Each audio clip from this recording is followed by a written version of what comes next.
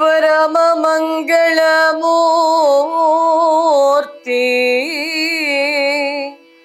ಪಾವನ ಚರಿತ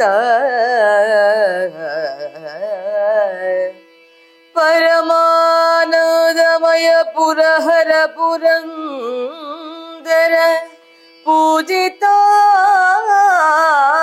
ಸರೋಜ ಶಶಿಮೌಳಿ ಶರಣ ಜನ ಸುರಧೇನು ಗಂಗಾಧರ ಗಜಾಸುರ ಮಥನ ಗೌರೀವರ ತ್ರಿಯೋಪಕನೊಲಿದು ಸಲಹುಗೆ ಸಕಲ ಸಜ್ಜನರ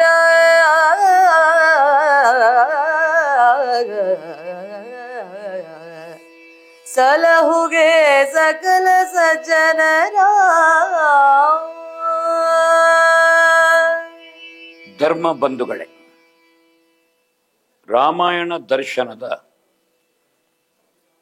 ಪ್ರವಚನ ಮಾಲಿಕೆ 69ನೇ ಸಂಚಿಕೆಯನ್ನು ನಾವು ಕಳೆದ ಭಾನುವಾರ ಮುಗಿಸಿದ್ದೇವೆ. ರಾವಣನ ಸಾಧನೆ, ವರ, ಅವನಲ್ಲಿರುವ ಶಕ್ತಿಯ ಸಂಚಯನದ ಬಗ್ಗೆ ವಿಭೀಷಣ ವಿಸ್ತೃತವಾಗಿ ರಾಮಸೇನೆಯ ಮುಂದೆ ಹೇಳಿಕೊಳ್ಳುತ್ತಾನೆ.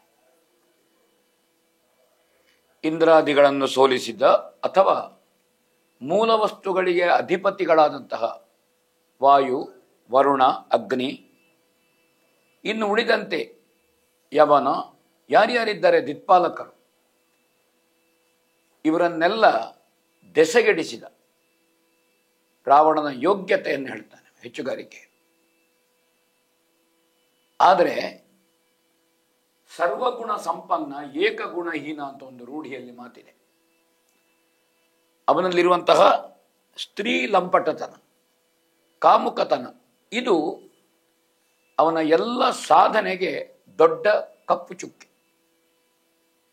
ಅವನ ಸಾಮರ್ಥ್ಯವನ್ನು, ಯುದ್ಧದ ಕುರಿತಾದಂತಹ ಸಾಧನೆಯನ್ನು, ಯೋಗ್ಯತೆಯನ್ನು, ಪರಾಕ್ರಮವನ್ನು ಹೇಳುವ ಸಂದರ್ಭದಲ್ಲಿ ಲಕ್ಷ್ಮಣನಿಗೆ ಸಿಟ್ಟು ಬಂತು ಅಂತ ತೊರವೆ ಹೇಳ್ತಾನೆ. ದೊಡ್ಡ ಬಿಲ್ಗಾರಿಕೆಯೂ ಅವನಿಗೆ ಗೊತ್ತುಂಟು, ಧನುರ್ವೇದದ ಸಿದ್ಧಿಯು ಅವನಿಗಿದೆ.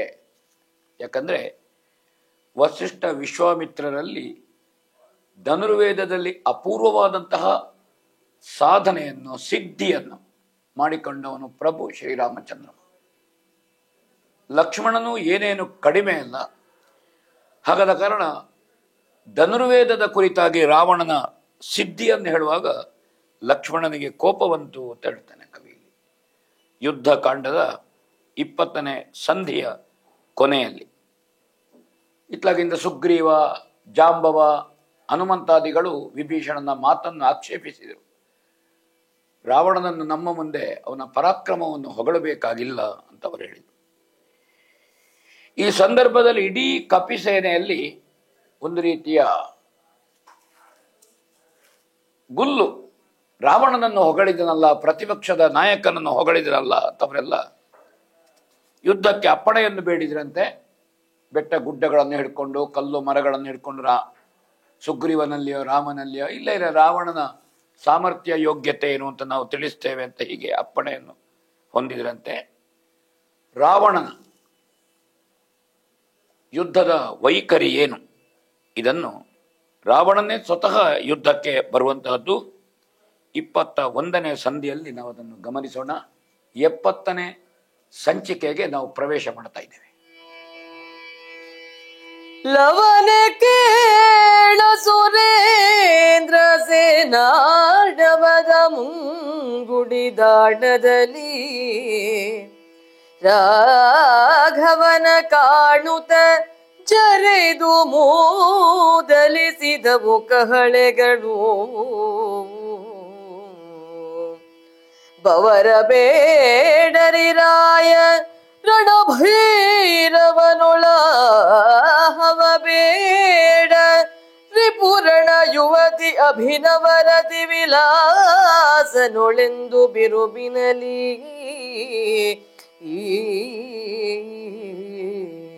ಲವನೆ ಕೇಳು.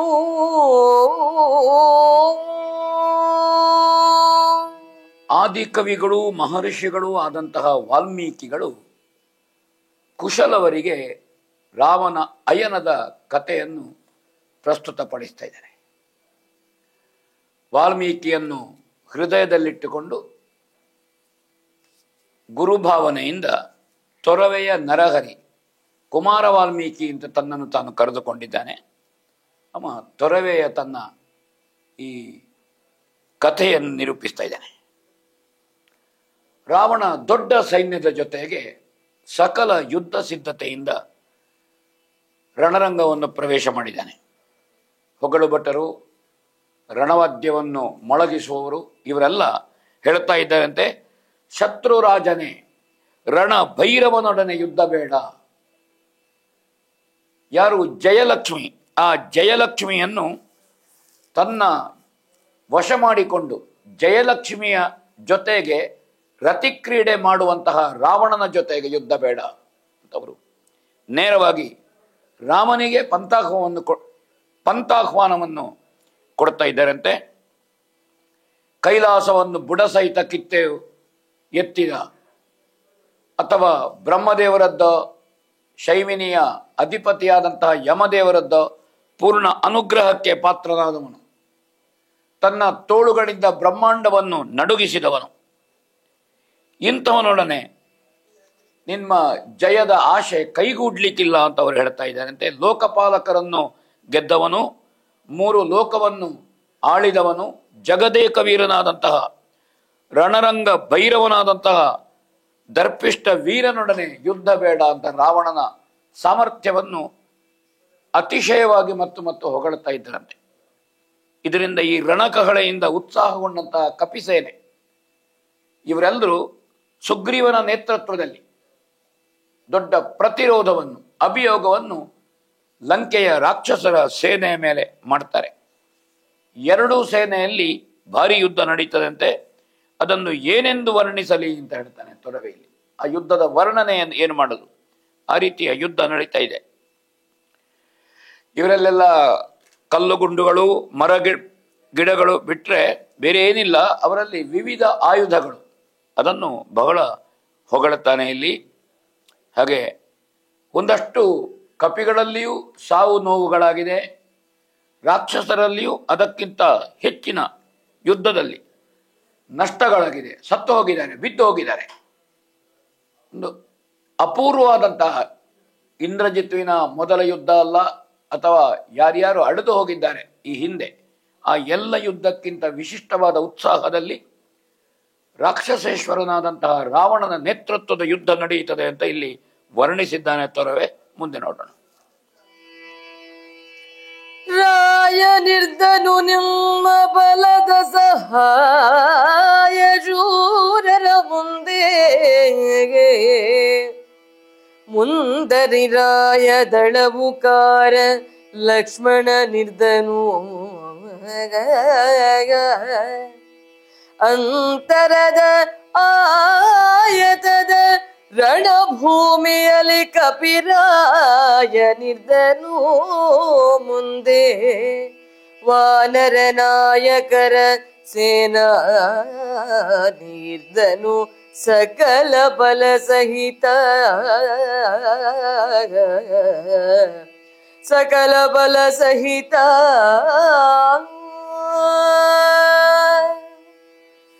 ವಾನರ ಸೈನ್ಯದಲ್ಲಿ ಅಸಹಾಯ ಶೂರರಾದಂತಹವರು ಯಾರಿದ್ದಾರೆ? ಸುಗ್ರೀವನ ನೇತೃತ್ವದಲ್ಲಿ ಒಬ್ಬೊಬ್ರು ವಿಶಿಷ್ಟವಾದಂತಹ ಯುದ್ಧಕ್ಕೆ ಸಿದ್ಧರಾಗ್ತಾರಂತೆ. ಅವರ ಮುಂದೆ ರಾಮನೇ ಕೋದಂಡಪಾಣಿಯಾಗಿ ಸಿದ್ಧನಾದ ಅಂತ ಕವಿ ಹೇಳ್ತಾರೆ. ಅವನ ಮುಂದೆ ಶತ್ರುರಾಜರ ಸೋರೆಗಾರನಾದಂತಹ ಲಕ್ಷ್ಮಣ ಅಂತ ಲಕ್ಷ್ಮಣನನ್ನು ವಿಶೇಷವಾಗಿ ಕವಿಯಲ್ಲಿ ಹೊಗಳಿದ್ದಾನೆ. ಹಾಗೆ ವಾನರ ಸೇನಾಧಿಪತಿಗಳು, ಉದಾಹರಣೆಗೆ 10 ಕೋಟಿ ಭಲ್ಲೂಕಗಳಿಗೆ ಜಾಂಬವರು ನೇತೃತ್ವ, ನಳ, ನೀಲ, ಯಾರ್ಯಾರು ಮುಖ್ಯಸ್ಥರಿದ್ದಾರೆ, ದುರ್ಮುಖ, ಗವಾಕ್ಷ, ಮೈಂದ, ಪನಸ, ದ್ವಿಧರು, ಗವಯ, ಒಬ್ಬೊಬ್ರು ಅಂಗದಾದಿಗಳು ಎಲ್ಲರೂ ಬಹಳ ದೊಡ್ಡ ಯುದ್ಧಕ್ಕೆ ಸಿದ್ಧರಾಗ್ತಾರೆ. ವಿನುತ, ಸುಷೇಣ, ಜಾಂಬವ ಇವರೆಲ್ಲರೂ ಗಂಧಮಾದನಾದಿಗಳು. ಹಾಗೆ ಇಂದ್ರಜಿತ್ತು ಹನುಮಂತನನ್ನು ಅಡ್ಡ ಕಟ್ತಾನೆ ಅಂತ ಒಂದು ಕಡೆಯಲ್ಲಿ. ಹಾಗೆ ಒಬ್ಬೊಬ್ಬ ರಾಕ್ಷಸ ವೀರರು, ನಾಯಕರು, ದೇವಾಂತಕ ನರಾಂತಕಾದಿಗಳು, ನಿಕುಂಭಾದಿಗಳು, ಕುಂಭಕರ್ಣನ ಮಕ್ಕಳು, ಇವರು ಯುದ್ಧಕ್ಕೆ ಸಿದ್ಧರಾಗ್ತಾರೆ. ಅದೇ ರೀತಿ ದಶಕಂಠ ಮಹಾಸಾಗರದ ಮಧ್ಯೆ ಸಾಗಿ ಬರುವ ಹಡಗಿನೋಪಾದಿಯಲ್ಲಿ ತನ್ನ 10 ತೋಳುಗಳಲ್ಲಿ ಬಿಲ್ಲು ಬಾಣ ಹಿಡ್ಕೊಂಡು ಅವನು ಒಂದೇ ಸವನೆ ಲಕ್ಷೋಪಲಕ್ಷ ಸಂಖ್ಯೆಯಲ್ಲಿ ಬಾಣದ ವಿನಿಯೋಗದಿಂದ ವಾನರರ ಸೇನೆಯ ಮೇಲೆ ಬೀಳ್ತಾರೆ ಅಂತ ಹೇಳ್ತಾರೆ. ಪ್ರಳಯ ಯಮನ ಸಂತೆಯೋ ಅಂತ ಕವಿಯಲ್ಲಿ ವರ್ಣಿಸಿದ್ದು ನಮಗೆ ಕಾಣುತ್ತದೆ. ದೇವತೆಗಳಿಗೆ ಇಣುಕಿದ್ರೆ ರಣಭೂಮಿ ಕಾಣದ ರೀತಿಯಲ್ಲಿ ಬಾಣಾವಳಿಗಳ ವಿನಿಯೋಗಗಳಾಗ್ತದೆ, ಅಲ್ಲಿ ಪ್ರಯೋಗಗಳಾಗ್ತದೆ. ಯುದ್ಧದಲ್ಲಿ ಕೊಂದು ಹಾಕುವುದರಲ್ಲಿ ಯುಗದ ವೀರರಲ್ಲಿ ಇವನಂತೆ ಸಾಹಸಿಗಳುಂಟು ಅಂತ ಒಂದು ಕಡೆಯಲ್ಲಿ ವಾಲ್ಮೀಕಿಗಳು ಹೊಗಳಿದ್ದು ನಮಗೆ ಕಾಣುತ್ತದೆ. ಅಸಂಖ್ಯ ಸಂಖ್ಯೆಯಲ್ಲಿ ಕಪಿಗಳು ಸತ್ತು ಬಿದ್ರು, ಗಾಯ ಬಡಿದು ಬಿದ್ರು, ಅವರ ಅಂಗಾಂಗಗಳು ಕಡಿದು ಬಿದ್ದವು ಅಂತ ಇಲ್ಲಿ ವರ್ಣಿಸಿದ. ವೀರ ಜ್ಯೋತಿಮುಖ ಸತ್ತನು, ದಧಿಮುಖ ಪ್ರಾಣ ನೀಗುತ್ತಾನೆ, ಮೈಂದ ದ್ವಿಧಾದಿಗಳು ಹಿಮ್ಮೆಟ್ಟಿ ಹೋಗ್ತಾರೆ. ಹಾಗಾದರೆ ರಾವಣನ ಯುದ್ಧವನ್ನು ಬಹಳ ಅಪೂರ್ವವಾಗಿ ಜಾಂಬವರು ನರಳಿದ್ರಂತೆ. ಹೀಗೆ ಯುದ್ಧ ಅಮೋಘವಾಗಿ ನಡೆಯಿತು ಅಂತ ಹೊಗಳುತ್ತಾರೆ. ಮದಿಸಿದ ಶತ್ರುಭೈರವನ ತುಳಿದಾಟದಲ್ಲಿ ನೆಲ ರಕ್ತಸಿಕ್ತವಾಯಿತು, ಕಾಲರುದ್ರನ ಯುದ್ಧವೋ ಇದು ಅಂತ ಕವಿ ಇಲ್ಲಿ ವರ್ಣಿಸಿದ್ದು ಕಾಣುತ್ತದೆ. ಪ್ರಸ್ತಾಪೇನ ಹಿಂದಿನ ಸಂಚಿಕೆಗಳಲ್ಲಿ ನಾವು ಕಂಡಂತೆ ತೊರವೆ ಯುದ್ಧದ ವರ್ಣನೆಯಲ್ಲಿ ಅಪೂರ್ವವಾದಂತಹ ಸಾಮರ್ಥ್ಯವುಳ್ಳಂತಹ ಒಬ್ಬ ಕವಿ. ಹೀಗೆ ಈ ಸಂದರ್ಭದಲ್ಲಿ ಏನು ನಡೆಯಿತು ಮುಂದೆ ನೋಡೋಣ. ಆನುವೆನು ಮೊದಲೊಮ್ಮೆ ಮಹಿಜಾಮಾನಿದೀಶನ ಮುಂದೆ ಖಳಕುಲಹೀನನನು ಹುಗಗೊಡದೆ ತುರುಬುವೆ ನಿವನನದೆನು ಏನಿದೆಲ್ಲಿಗೆ ಭರವಸದ ಸುಮ್ಮಾನ ಸಮರವೋ ಶರಣುಗತ ಸಂಧಾನವೋ ರಾಜೇಂದ್ರ ಚೋದನೊಳೆಂದನಾರ ವಿಜಯ ಆನುವೆನು. ಸುಗ್ರೀವನಿಗೆ ಬಹಳ ಸಿಟ್ಟು ಬಂತು. ರಾಮಸೇನೆಯ ಸಂಘಟನೆ ಮಾಡಿ ರಾವಣಾದಿಗಳ ವಧೆ, ಸೀತಾಪ್ರಾಪ್ತಿಗೆ ಪಣ ತೊಟ್ಟಂತಹ ಸುಗ್ರೀವ. 77 ಕೋಟಿ ಇದ್ದಾರೆ, 18 ಅರ್ಬುದ ಇದ್ದಾರೆ, ಆದರೆ ಸೋಲು ಕಾಣ್ತಾ ಉಂಟು. ಅಂತಹ ಸಂದರ್ಭದ ಸೀತೆಯ ರಸನ ಎದುರಿನಲ್ಲಿ ಈ ನೀಚ ರಾಕ್ಷಸ ನಿಲ್ಲಬಾರದು, ಇವನನ್ನು ನಾನೇ ಮುಗಿಸ್ತೇನೆ ಅಂತ ಸುಗ್ರೀವ ಮುಂದೆ ಹೊರಟನಂತೆ. ಕವಿ ಹೇಳುತ್ತಾನೆ, ರಾಮದೇವರ ಎದುರು ರಾವಣ ಬರಬಾರದು, ಬಂದ್ರೆ ನಮಗದ ಅವಮಾನ, ನಾವೇ ಮುಗಿಸಬೇಕಾ ರಾಕ್ಷಸರನ್ನು. ಕಪಿಗಳೆಲ್ಲ ದಿಕ್ಕೆಟ್ಟು ಓಡುತ್ತಾ ಇದ್ದಾರೆ, ಅವರಿಗೆ ಧೈರ್ಯವನ್ನು ತುಂಬಿಸಿ ಸುಗ್ರೀವ ಎದುರಾಗ್ತಾನೆ. ಏನು ಸಡಗರ, ಯಾವ ಸಂತೋಷದಿಂದ ಮುಂದೆ ಬರ್ತೆ ಅಂತ ರಾವಣನಿಗೆ ಆಕ್ಷೇಪದ ಆಕ್ರಮಣದ ಮಾತುಗಳನ್ನು ಆಡ್ತಾನೆ. ರಾಜೇಂದ್ರನಾದಂತಹ ರಾಮನ ಜೊತೆಗೆ ನಿನ್ನ ಯುದ್ಧವೋ ಅಲ್ಲ, ನೀನು ಸಂಧಾನಕ್ಕಾಗಿ ರಾಮನಿಗೆ ಶರಣಾಗುವುದಕ್ಕಾಗಿ ನೀನು ಬರುವುದು ಅಂತ ಕೇಳ್ತಾನೆ. ಯುದ್ಧಕ್ಕಾಗಿ ಬರುವುದೋ ಸಂಧಾನಕ್ಕಾಗಿ ಬರುವುದೋ, ಈ ತೆರನಾದಂತಹ ನಿನ್ನ ಆಕ್ರಮಣ ಪ್ರವೃತ್ತಿ ಯಾಕೆ? ರಾಮನನ್ನು ಸಂಧಿಸಬೇಕು ಅಂತ ಬರ್ತಾ ಇದ್ದಿ ಅಂತ ಹೇಳ್ತಾನೆ. ಯುದ್ಧವಲ್ಲದೆ ಮೊರೆ ಹೋಗುವ ಭ್ರಾಂತಿಯ ಮಾತು ಯಾಕೆ ಅಂತ ರಾವಣ ಹೇಳ್ತಾರೆ. ಯುದ್ಧ ನಮ್ಮದ್ದು, ಶರಣಾಗುವ ಪ್ರಶ್ನೆ ಇಲ್ಲ, ನೀನು ಭ್ರಾಂತಿ ಮಾತುಗಳನ್ನು ಆಡಬೇಡ. ತೋಳ್ಬಲ ಪರಾಕ್ರಮವನ್ನು ಹೊಗಳಿಕೊಳ್ಳುವ ನಿನ್ನ ಮಕ್ಕಳಾಟಿಕೆಯ ಮಾತು ನನ್ನ ಜೊತೆಗೆ ಬೇಡ ಅಂತ ರಾವಣ ಗರ್ಜಿಸಿ ಮಾತಾಡ್ತಾನೆ. ಬ್ರಹ್ಮದೇವರು, ರುದ್ರಾದಿಗಳು, ಶಿವದೇವರು, ಇವರು ಎಲ್ಲರೂ ನನ್ನ ಭುಜದಲ್ಲಿ ಶಕ್ತಿಯನ್ನು ತುಂಬಿಸಿದ್ದಾರೆ. ಅವರು ನನಗೆ ಆಶೀರ್ವಾದ ಮಾಡಿದ್ದಾರೆ, ವಿಶೇಷ ವರ ಇದೆ. 1 ಕೋಟಿ ವರ್ಷದ ಆಯುಷ್ಯ ಉಂಟು. ರಾವಣ ಕೊಟ್ಟ ವಿಶೇಷವಾದಂತಹ, ರಾವಣನಿಗೆ ಶಿವದೇವರು ಕೊಟ್ಟಂತಹ ಖಡ್ಗ ಚಂದ್ರಹಾಸ ಉಂಟು, ಬ್ರಹ್ಮ ಕೊಟ್ಟಂತಹ ಆಶೀರ್ವಾದ ಇತ್ಯಾದಿ ಉಂಟು. ರಾಮ ಬರೇ ನರಾಧಮ, ಏನು ದೊಡ್ಡ ಸಾಮರ್ಥ್ಯ ಉಳ್ಳವನಲ್ಲ, ಹೆಂಡತಿಯನ್ನು ಉಳಿಸಿಕೊಳ್ಳಿಕ್ಕಾಗಲಿಲ್ಲ ಅವನಿಗೆ. ಹೀಗೆ ತನ್ನ ಸೀತಾಪಾರವನ್ನು ಸಮರ್ಥಿಸ್ತಾ ಮುಂದೆ ಬರ್ತಾನಂತೆ. ಸುಗ್ರೀವನಿಗೂ ರಾವಣನಿಗೂ ಅದ್ಭುತವಾದಂತಹ ಯುದ್ಧ ನಡೆಯುತ್ತದೆ ಅಂತ ಹೇಳ್ತಾರೆ ಇಲ್ಲಿ. ನನ್ನ ತೋಳ್ಬಲದ ಸಾಮರ್ಥ್ಯ ಬಲ್ಲಯ. ಹೀಗೆ ಕಿರೀಟ ಭಂಗ. ಮೊದಲೊಮ್ಮೆ ಸೇತು ಬಂಧನಾದ ಸಂದರ್ಭದಲ್ಲಿ ಶುಕ ಮತ್ತು ಸಾರಣರ ಜೊತೆಗೆ ರಾವಣ ರಾಮಸೇನೆಯನ್ನು ನೋಡ್ಲಿಕ್ಕೆ ಬರ್ತಾನೆ. ಆ ಸಂದರ್ಭದಲ್ಲಿ ಸುಗ್ರೀವ ರಾವಣನ ಕಿರೀಟವನ್ನು ಎತ್ತಿ ಹಾರ್ತಾನೆ. ಸುಗ್ರೀವನ ಕಾಲು ಹಿಡಿದು ರಾವಣ ಎಳೀತಾನೆ. ಆ ಸಂದರ್ಭದಲ್ಲಿ ರಾಮದೇವರಿಗೆ ಕೋಪ ಬಂದದ್ದನ್ನು ನಾವು ಇಂದಿನ ಸಂಚಿಕೆಗಳಲ್ಲಿ ಅದನ್ನು ನೋಡಿದ್ದೇವೆ. ನಿನ್ನ ಕಿರೀಟ ಭಂಗ ಮಾಡಿದ್ದು ನೆನಪುಂಟು ಅಂತ ಕೇಳಿದ ಸುಗ್ರೀವ. ನಿನ್ನ ತಲೆ ತೆಗೆಯುತ್ತಿದ್ದೆ, ನಾನು ಕಿರೀಟ ಮಾತ್ರ ತೆಗೆದದ್ದು, ದಾಕ್ಷಿಣ್ಯದಿಂದ ಬೆಟ್ಟದ್ದಿಲ್ಲ. ಯಾಕಂದ್ರೆ ಅದು ರಾಮ ತೆಗೆಯಬೇಕಾದ ತಲೆ, ನಾನು ತೆಗೆಯಬೇಕಾದ ತಲೆ ಅಲ್ಲ ಅದು. ನಾವು ಮರದ ಮೇಲಾಡುವ ಮೃಗಗಳು ಅಂತ ನೀನು ಆಲೋಚನೆ ಮಾಡಬೇಡ, ಯೋಚಿಸದೆ ಹರಟುವುದು ಬೇಡ ಅಂತ ಹೇಳ್ತಾನೆ. ಕಾರಣ ನರ ವಾನರರನ್ನು ಹೊರತುಪಡಿಸಿ ಯಾರಿಂದಲೂ ನನಗೆ ಮರಣ ಬರಬಾರದು ಅಂತ ಕೇಳಿದ ರಾವಣ. ಇದರ ನೆನಪನ್ನು ಪರೋಕ್ಷವಾಗಿ ಸುಗ್ರೀವ ಮಾಡ್ತಾನೆ. ನಾವು ಮರದಿಂದ ಮರಕ್ಕೆ ಆಗುವಂತಹ ವಾನರರು, ನಾವು ನಮ್ಮನ್ನು ಹಗುರವಾಗಿ ನೀನು ಕಾಣಬೇಡ ಹೇಳ್ತಾನೆ. ದೇವತೆಗಳು ನಿನ್ನ ಕೈಯಲ್ಲಿ ಸೋಲುವರು, ಅವರು ದುರ್ಬಲರು, ಆದರೆ ನಾವು ದುರ್ಬಲರನ್ನು ನಾವು ಪ್ರಬಲರು. ಅವನಿಗೆ ವರ ಉಂಟು ದೇವತೆಗಳನ್ನು ಸೋಲಿಸುವಂಥದ್ದು. ಕಿನ್ನರ ಕಿಂಪುರುಷ ಯಾರಿಂದಲೂ ಮರಣ ಇಲ್ಲ, ನರವಾನರರನ್ನು ಹೊರತುಪಡಿಸಿ. ಕಾರಣ ನರರು ಮತ್ತು ವಾನರರು, ಮನುಷ್ಯರು ಮತ್ತು ಕಪಿಗಳಲ್ಲಿ ತುಚ್ಛ ಭಾವನೆ ಉಳ್ಳವನು ರಾವಣನಾಗಿದ್ದ. ಹೀಗೆ ರಥದಿಂದ ನೆಲಕ್ಕೆ ಬಿದ್ದಿರಂತೆ. ರಾವಣನ ಹಲ್ಲುಗಳು ಉದುರುವಂತೆ ಸುಗ್ರೀವ ಹೊಡೆದಿರಂತೆ ಅವನ ಕಪಾಲಕ್ಕೆ. ಕವಿ ಹೇಳ್ತಾನೆ, ಕಪಿಯ ಸೈನ್ಯ ಬೊಬ್ಬೆ ಹಾಕಿತು ಕಿರುಚಾಡಿತಂತೆ ಸಂತೋಷದಿಂದ.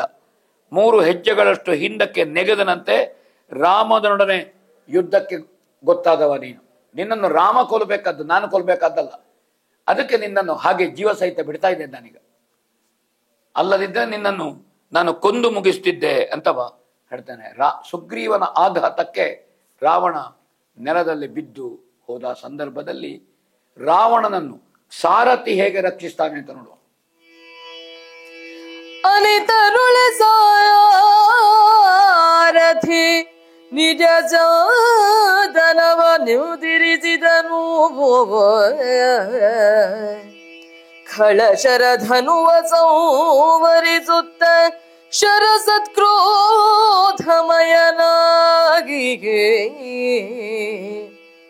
ವನಜ ಭವ ಮಂತ್ರದಲ್ಲಿ ಬಾಣದ ಮೊನೆಯ ಮಂತ್ರಿಸಿ ಬೊಪ್ಪಿರಿದು ಸೂಚನೆಯರವನು ತೋರಿ ಕುಬು ಪಿರಿದೆಚ್ಚರಿನ ಸುತನ.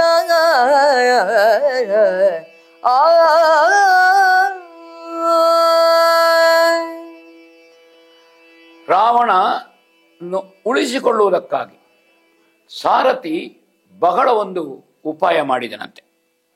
ನೇರವಾಗಿ ರಾವಣ ಬಿದ್ದಲ್ಲಿಗೆ ರಥವನ್ನು ತಂದು ನಿಲ್ಲಿಸ್ತಾನವ. ಹಾಗೆ ರಾವಣ ಸಾಮರಿಸಿಕೊಂಡು ರಥವನ್ನು ಏರಿದನಂತೆ. ಧನಸ್ಸು ತೆಗೆದುಕೊಂಡು ಕೆರಳಿ ಬ್ರಹ್ಮ ಮಂತ್ರದಿಂದ ಅವ ಬಾಣವನ್ನು ಬಿಡುವುದಕ್ಕೆ ತೊಡಗಿದ ಅಂತ ಹೇಳ್ತಾನೆ. ರಾವಣನ ಬ್ರಹ್ಮಾಸ್ತ್ರದ ವಿನಿಯೋಗದಿಂದ ಸುಗ್ರೀವ ಕಸುವು ಕಳ್ಕೊಂಡು ಯುದ್ಧ ಭೂಮಿಯಲ್ಲಿ ಬೀಳ್ತಾನೆ, ನಡುಗುತ್ತಾ ಕುಸಿದಿನಂತೆ. ಆ ಸಂದರ್ಭದಲ್ಲಿ ಇಡೀ ರಾವಣನ ಸೈನ್ಯ ಮುಗಿಲು ಮುಟ್ಟುವ ಹಾಗೆ ಬೊಬ್ಬೆ ಹಾಕಿತು ಅಂತ ಕವಿ ಹೇಳ್ತಾರೆ ಸಂತೋಷದಿಂದ. ಆದರೆ ಕಪಿಗಳು ಬಿಡ್ಲಿಲ್ಲ. ಮರವನ್ನು ಬಂಡೆಯನ್ನು ಎತ್ತಿಕೊಂಡು ಹೊಡಿತಾ ಇದ್ದಾರೆ. ಅವರು ರಾಮಸೇನೆಯ ಸಾಮರ್ಥ್ಯವನ್ನು ತೋರಿಸ್ತಾ ಇದ್ದಾರೆ. ರಾವಣ ಸೇನೆಯ ಮೇಲೆ ಎರಗುತ್ತಾ ಇದ್ದಾರೆ.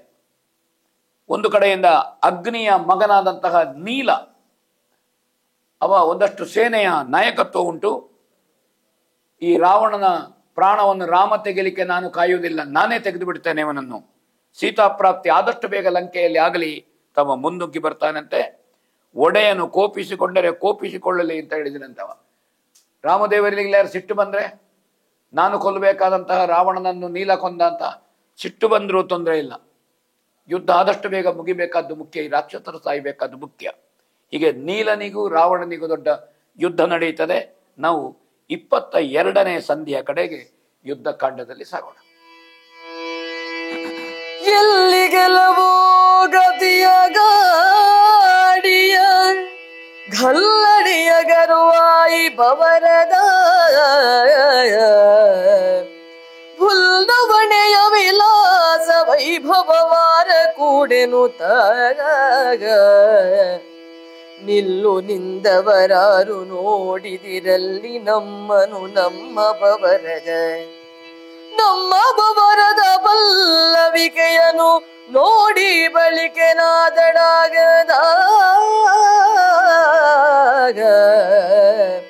ಎಲ್ಲಿಗೆಲವೋ ಯುದ್ಧದಿಂದ ತಪ್ಪಿಸುವ ಪ್ರಯತ್ನ ಮಾಡ್ತಾ ಇದ್ದಾನಂತೆ ರಾವಣ. ಅಲ್ಲಲ್ಲಿ ಅಡಗಿ ಅವಿತು ಕಣ್ಣಿಗೆ ಕಾಣದಂತೆ ಮಾಯಾವಿದ್ಯೆಯನ್ನು ಪ್ರಯೋಗ ಮಾಡಿಕೊಂಡು ಯುದ್ಧ ಮಾಡುವಂತಹದ್ದು. ವಂಚಿಸಿ ಎಲ್ಲಿಗೆ ಹೋಗ್ತೀನಿ ನೀನು ಅಂತ ಪ್ರಶ್ನೆ ಮಾಡ್ತಾನೆ. ನಿನ್ನ ಮರಳು ತರದ ಯುದ್ಧ ಬೇಡ, ನಿನ್ನ ವಂಚನೆ ನಮಗೊತ್ತುಂಟು. ನೀನು ಸೀತಾಮಾತೆಯನ್ನು ವಂಚಿಸಿ ಕದ್ದು ತಂದವ ನೀನು, ನಮಗೊತ್ತುಂಟು. ಅದಕ್ಕಾಗಿಯೇ ನಾವಿವತ್ತು ಬಂದದ್ದು. ನಿನ್ನ ವಂಚನೆ ನಿನ್ನ ಬದುಕಿಗೆ ಮುಳುವಾಯಿತು. ಸನ್ಯಾಸ ವೇಷವನ್ನು ಧರಿಸಿ ಸೀತಾಮಾತೆಯನ್ನು ಅಪಹರಿಸಿದವ ನೀನು ಮುಖ ಕೊಟ್ಟು ಯುದ್ಧ ಮಾಡು. ನೀನು ಯಾಕೆ ಅಡಗುವುದು? ಯಾಕೆ ಭೀತಿಯಿಂದ? ಗಂಡು ಮಗನಾಗಿ ಯುದ್ಧ ಮಾಡಬೇಕು, ಅಡಗಿ ಯುದ್ಧ ಮಾಡುವುದಲ್ಲ. ರಾಮನ ಎದುರು ನೀನು ಬರ್ತಾ ಇಲ್ಲ ಅಂತ ಹಂಗಿಸಿ ಹೀಯಾಳಿಸಿ ಮಾತಾಡ್ತಾ ಇದ್ದಾನೆ. ಅಸಮಾನ ಬಲಶಾಲಿ ನೀನು, ಅಗ್ನಿಯ ಮಗ ಅಂತ ನನಗೆ ಗೊತ್ತುಂಟು ಹೇಳ್ತಾನೆ ರಾವಣ. ಅದು ನನಗೆ ಗೊತ್ತುಂಟು. ಕಪಿಗಳಿಗೆ ನಾವು ಹೆದರುವವರಲ್ಲ, ಯಾಕಂದ್ರೆ ನಮ್ಗೆ ಆ ರೀತಿಯ ವರ ಇದೆ. ದುಷ್ಟಕೋತಿ ನೀನು, ಮದಿಸಿದ ಆನೆಯನ್ನು ಗೆದ್ದವರು ನಾವು. ಹಾಗಾದ ಕಾರಣ ಆಡಿನ ಕೈಯಲ್ಲಿ ನಾವು ಗಜದ ಕೈಯಲ್ಲಿ ಗೆದ್ದಿದ್ದೇವೆ, ಅಜದ ಕೈಯಲ್ಲಿ ನಾವು ಸೋಲುವ ಸಾಧ್ಯತೆ ಇಲ್ಲ. ಅಜ ಅಂದ್ರೆ ಆಡು. ಹೋತದ ಕೈಯಲ್ಲಿ ನಾವು ಸಾಯುವ ಸಂಗತಿ ಇಲ್ಲ. ಹೀಗೆ ವಿಷಕಂಠ ಸಮಾನನಾದಂತಹ ಸುಗ್ರೀವನು ಯಾರಿಂದ ಮೃತ್ಯುವನ್ನ ಇದ್ದಿದ್ದ ನೋಡು. ಸುಗ್ರೀವ ಸತ್ತು ಬಿದ್ದಿದ್ದಾನೆ. ಮೂರ್ಛಾವಸ್ಥೆಗೆ ಸುಗ್ರೀವ ಹೋಗಿದ್ದ. ಹಗಳ ಉರಗ ವೀರರು, ಅಸುರ ವೀರರು ಇವರು ಯಾರು? ನನ್ನ ಪರಾಕ್ರಮದ ಮುಂದೆ ಅಲ್ಲ ಅಂತ ರಾವಣ ತನ್ನ ಹೆಗ್ಗಳಿಕೆಯನ್ನು ಹೇಳಿಕೊಳ್ತಾ ಇದ್ದಾನೆ. ಹೀಗೆ ಬೇರೆ ಬೇರೆ ರೀತಿಯಲ್ಲಿ ಅವರೊಡನೆ ಮಾತಿನ ಜಗಳ ನಡೆಯಿತಂತೆ. ಮುಂದೆ ನೋಡೋಣ. ಚೋರರಂಗದ ಮಾತು ತಳವರಗೇರಿಯಲಿ ಭೂಷಣವೇ, ದೇಹ ವಿಕಾರದಾತ್ಮಸ್ತುತ್ಯವೆಮ್ಮುಳು ಧರ್ಮವೇ ನಿನಗೆ. ವಾರಿಜಾಕ್ಷನ ಭೃತ್ಯರಿಗೆ ಭಯ ಸಾರುವುದೇ, ಬಾಯ್ಬಡಿ ಕದನ ನಿನ್ನೂರವರ ಕೂಡೈಸೆ ನಮ್ಮುಳು ಸೊರಹ ಬೇಡದ. ಬಾಯ್ಬಡಿ ಕದನ ನಮ್ಮುಳು ಸೊರಹ ಬೇಡದ.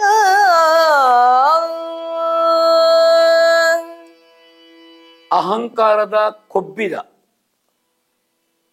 ಮಾತುಗಳನ್ನು ಹೇಳಿದಂತಹ ರಾವಣನನ್ನು ಒಬ್ಬ ಕಪಿ ನೀಲ ನಿಂದಿಸ್ತಾನಂತೆ.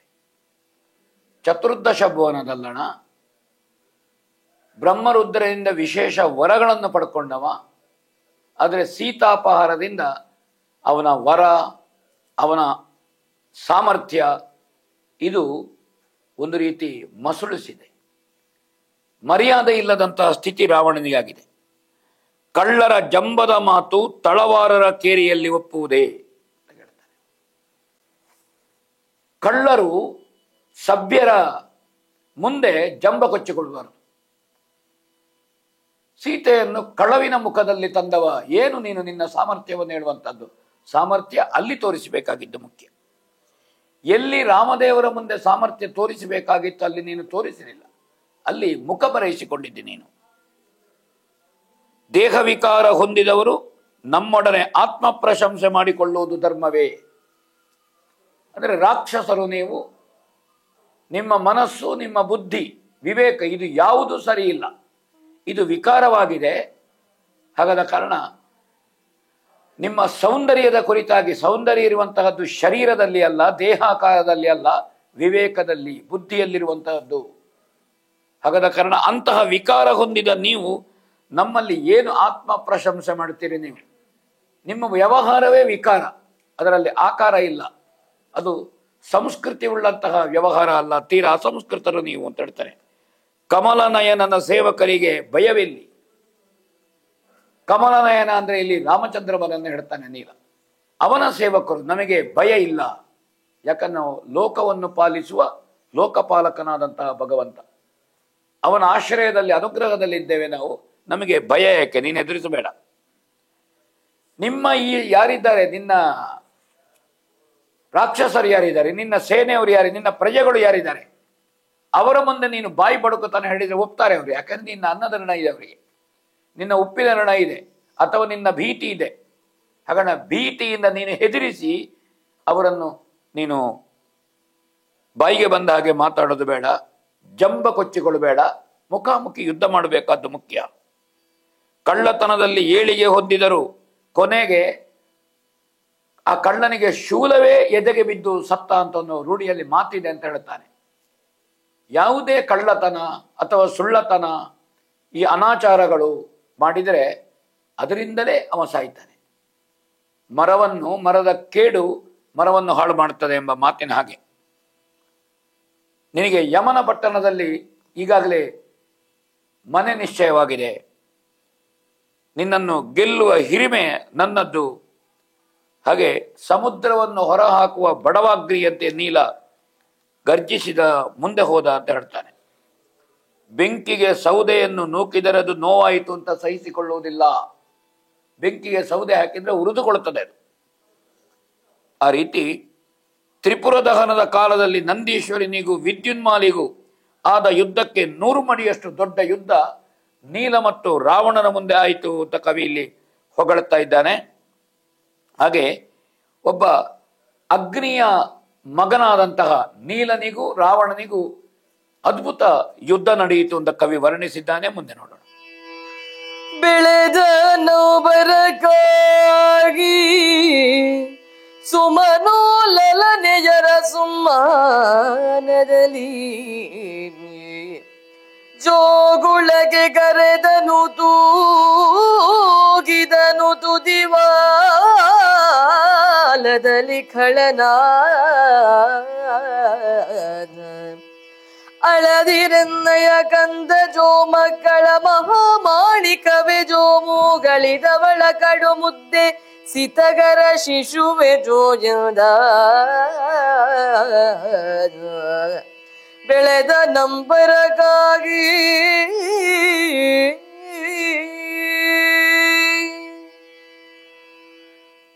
ಯುದ್ಧದಲ್ಲಿ ನೀಲನ ಕೈ ಮೇಲಾಯಿತು ಅಂತ ಹೇಳ್ತಾನೆ ತೊರವೆಯಲ್ಲಿ. ತನ್ನ ದೇಹವನ್ನು ವಿಶಿಷ್ಟ ರೀತಿಯಲ್ಲಿ ಬೆಳೆಸ್ತಾನೆ, ತನ್ನ ಬಾಲವನ್ನು ಬೆಳೆಸ್ತಾನೆ ನೀಲ. ಹಾಗೆ ದೇವತಾ ಸ್ತ್ರೀಯರನ್ನು ಆನಂದದಿಂದ ಜೋಗುಳ ಹಾಡಲು ಕರೆದು ತನ್ನ ತುದಿ ಬಾಲದಲ್ಲಿ ರಾವಣನನ್ನು ತೊಟ್ಟಿಲಿನಟ್ಟಿಟ್ಟು ತೂಗುವಂತೆ ತೂಗಿದನಂತೆ ನೀಲ. ಹಾಗಾದ್ರೆ ಅಗ್ನಿಯ ಅಂಶದಿಂದ ಹುಟ್ಟಿದಂತಹ ಅಗ್ನಿ ಸಂಭವನಾದಂತಹ ನೀಲನ ಸಾಮರ್ಥ್ಯವನ್ನು ನೀವು ಗಮನಿಸಿ. ಎಂತಹ ವಿಕ್ರಮಿ ಅಂದರೆ ದೇವತೆಗಳು ಮಹಾವಿಷ್ಣುವಿನ ಈ ರಾಮಾವತಾರದ ದುಷ್ಟ ರಾಕ್ಷಸರನ್ನು ಕೊಲ್ಲುವ ಕೈಂಕರ್ಯ ಏನುಂಟು, ಸಂಕಲ್ಪ ಏನುಂಟು, ಅದಕ್ಕೆ ಒದಗಿ ಬಂದವರು ದೇವತೆಗಳು ತಮ್ಮ ಅಂಶದಿಂದ. ಕಪಿಗಳಾಗಿ ಒದಗಿ ಬಂದವರು. ಆಕಾಶದಷ್ಟು ಬೆಳೆದ ಬಾಲದಲ್ಲಿ, ಗೊಂಡೆ ಬಾಲದಲ್ಲಿ ರಾವಣನ ಸುತ್ತುತ್ತಾನೆ. ಆ ಬಾಲದಲ್ಲೇ ಮಗುವನ್ನು ತೊಟ್ಟಿಲಿನಲ್ಲಿ ತೂಗಿದಂತೆ ನೀಲ ತೂಗಿದ ಅಂತ ಕವಿಯಲ್ಲಿ ಹೇಳ್ತಾನೆ. ಬಹಳ ಸೊಗಸಾಗಿ ವರ್ಣನೆ ಮಾಡಿದ್ದಾನೆ. ಅಳಬೇಡ ನನ್ನ ಕದ್ದ ಜೋಜೋ ಜೋಜೋ ಅಂತ ಹೇಳಿ ಅವನನ್ನು ಮಕ್ಕಳ ಮಹಾಮಾಣಿಕ್ಯವೇ, ಮೂಗು ಹರಕಿಯ ಮುದ್ದಿನ ಮಗುವೆ, ದುಷ್ಟರ ಮಗುವೆ. ಮೂಗು ಹರಕಿ ಅಂದರೆ ಶೂರ್ಪನಖಿ, ಶೂರ್ಪನಖಿ ಅಣ್ಣ ಅಲ್ವಾ, ಅದನ್ನು ಮತ್ತೆ ನೆನಪಿಸ್ತಾನೆ. ಹಿಂದೆಯೂ ಈ ಶಬ್ದ ಪ್ರಯೋಗವನ್ನು ತೊರವೆ ಮೂಗು ಹರಕಿ ಅಂತ ಶೂರ್ಪನಖಿಗೆ ಮಾಡಿದ್ದು ನಮಗೆ ಗಮನಿಸಿದ್ದೇವೆ ನಾವು.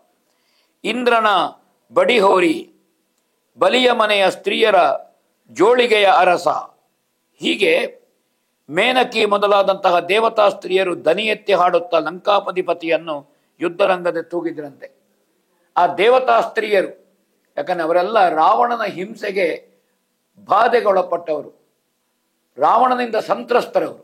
ಅದಕ್ಕಾಗಿ ಇದುವೇ ನಮಗೆ ಸಂದರ್ಭ ಅಂತ ತಿಳ್ಕೊಂಡು ಅಪ್ಸರಾಂಗನೆಯರು ಅವರು ತಮಾಷೆ ಮಾಡಿದರಂತೆ, ಬಲಿಯ ಸೆರೆಮನೆಯಲ್ಲಿ ನೀನು ಬಿದ್ದವ. ಹಾಗೆ ರಾವಣನ ಸೋಲುಗಳನ್ನು ಅವರು ಹೇಳ್ತಾರೆ. ಇಂದ್ರನಲ್ಲಿಯೂ ಹಾಗೆ ನೀನು ಬಲಿಯನ್ನು ಬಂಧಿಸುವ ಪ್ರಯತ್ನ ಮಾಡಿದ್ದಾರೆ ದೇವಲೋಕದಲ್ಲಿ, ನಿನ್ನಂತವನ ಸೋಲನ್ನು ಇವರು ಹೇಳ್ತಾರಂತೆ. ಹಾಗೆ ನೀಲನು ರಾವಣನನ್ನು ಬಾಲದ ಮೂಲಕ ರತ್ನಮಯದ ರಥದೊಳಗೆ ಇಳಿಸಿ ಧ್ವಜಸ್ತಂಭಕ್ಕೆ ಕಟ್ಟಿ ಹಾಕಿ, ನಾವು ಯುದ್ಧದಲ್ಲಿ ಅತಿ ಬಲಶಾಲಿಗಳೋ ದುರ್ಬಲರೋ ಮೃಗಾಧಮರೋ ನಾವು ಏನು ಎನ್ನುವುದನ್ನು ನೀನು ತಿಳಿಬೇಕು, ನಮ್ಮನ್ನು ತಾತ್ಸಾರ ಮಾಡಬೇಡ ಅಂತ ಹೀಯಾಳಿಸಿ ರಾವಣನನ್ನು ಜಾಡಿಸಿದನಂತೆ. ನಾವು ಮರದಿಂದ ಮೇಲೆ ಸಂಚರಿಸುವವರು, ನೀವು ರಾಕ್ಷಸರು, ಆಕಾಶದಲ್ಲಿ ವಿಮಾನಗಳಲ್ಲಿ ದೇವತೆಗಳು, ಜಾನಕಿಯನ್ನು ನೀನು ಕದ್ದುಕೊಂಡು ಹೋದಿ, ದೇವತೆಗಳು ಅಸಹಾಯಕರಾದರು, ನೀನು ಮಾಡಿದ ದುಷ್ಟ ಕೆಲಸ ಸಣ್ಣದಲ್ಲ, ಮೋಸದಿಂದ ಕದ್ದು ಕೈ ಎತ್ತಿಕೊಂಡು ಹೋಗಿದ್ದಿ ನೀನು. ಇವತ್ತು ನೀನು ದೊಡ್ಡಸ್ತಿಗೆ ಮಾತಾಡ್ತಾ ಇದ್ದೆ ಆ ಸೀತೆಯನ್ನು ಅಶೋಕವನದಲ್ಲಿ ಅಡಗಿಸಿಟ್ಟು. ಹಾಗೆ ಚಂದ್ರವಾಸ ಎಂಬ ಖಡ್ಗವನ್ನು ಸೆಳೆದು ಅವ ಆ ಸಂದರ್ಭದಲ್ಲಿ ಹೊಡಿತಾನಂತೆ. ರಾವಣ ಹೇಗಾದರೂ ಮಾಡಿ ಬದುಕಿದ್ರೆ ಬೇಡಿ ತಿನ್ನುವುದು ಅಂತ ಒಂದು ಮಾತುಂಟು ಈ ನೀಲನ ಬಂಧನದಿಂದ. ಆ ಸಂದರ್ಭದಲ್ಲಿ ನೀಲನು ಬಿಡುವುದಿಲ್ಲ, ರಾವಣನ ದವಡೆಯ ಹಲ್ಲುಗಳು ಮುರಿದವಂತೆ ನೀಲನ ಏಟಿನಿಂದ. ಹೀಗೆ ಬಹಳಷ್ಟು ದೊಡ್ಡ ಯುದ್ಧ ಅವರೊಳಗೆ ನಡೆಯುವುದು ನಮಗೆ ಕಾಣುತ್ತದೆ. ಹಾಗೆ ರಾವಣನು ಕಾಲಿನಿಂದ ಒದೆದು ನೀಲನ ಪ್ರಾಣ ಕಳವಳಗೊಂಡಿತಂತೆ. ಆ ಸಂದರ್ಭದಲ್ಲಿ ಜಾಡಿಸಿ ಒದ್ದ, ಯಾಕಂದ್ರೆ ಮಾಯಾವಿಗಳು. ಒಮ್ಮೆ ರಾವಣ ಬೀಳುತ್ತಾನೆ, ಏಳುತ್ತಾನೆ, ನೀಲನಿಗೆ ಹೊಡಿತಾನೆ, ನೀಲನು ಆ ಸಂದರ್ಭದಲ್ಲಿ ಉರುಳಿ ಬೀಳುತ್ತಾನಂತೆ. ಹೀಗೆ ಅವರ ಯುದ್ಧ ಬಹಳಷ್ಟು ನಡೆಯಿತು ಅಂತ ಹೇಳ್ತಾರೆ. ಮುಂದೆ ಹೋಗುವ. ಎಲವೋ ನೀನೇ ರಾಘವೇಂದ್ರನ ಕಲಹ ಕೊದಗುವ ಭಟನು, ವಿಟತನದಲವರಿಕೆಯಲಿ ವಿಜಯಲೋ ಪಟತನದ ತವ ಕದಲಿಗೆ, ಇಳೆಯ ಕೂಳರ ಕೂಳ ಹೋಗುಲಿದು ಭುಜವನು ನೆಗಹಿ, ನಮಿತಾಂಗುಲಿಗಳನ್ನು ಹಾಕಿದನು ನಡು ನೆತ್ತಿಯಲಿ ದಶಶಿರನಾಗ. ಎಲವೋ ನೀನೇ ರಾಘವೇಂದ್ರನ ಕಲಹ ಕೊದಗುವ ಭಟನು,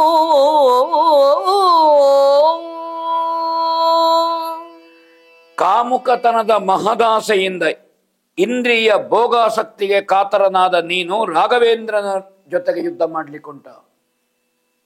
ನಿನ್ನ ಕಣಕಣದಲ್ಲಿ ಕಾಮುಕತನ ಉಂಟು, ನೀನು ಭೋಗಾಸಕ್ತಿ ಉಳ್ಳವ, ರಾಮ ಯೋಗಾಸಕ್ತಿ ಉಳ್ಳವ. ಇಂದ್ರಿಯ ನಿಗ್ರಹಕ್ಕೆ ರಾಮ ಏಕಪತ್ನಿ ವೃತಸ್ಥ,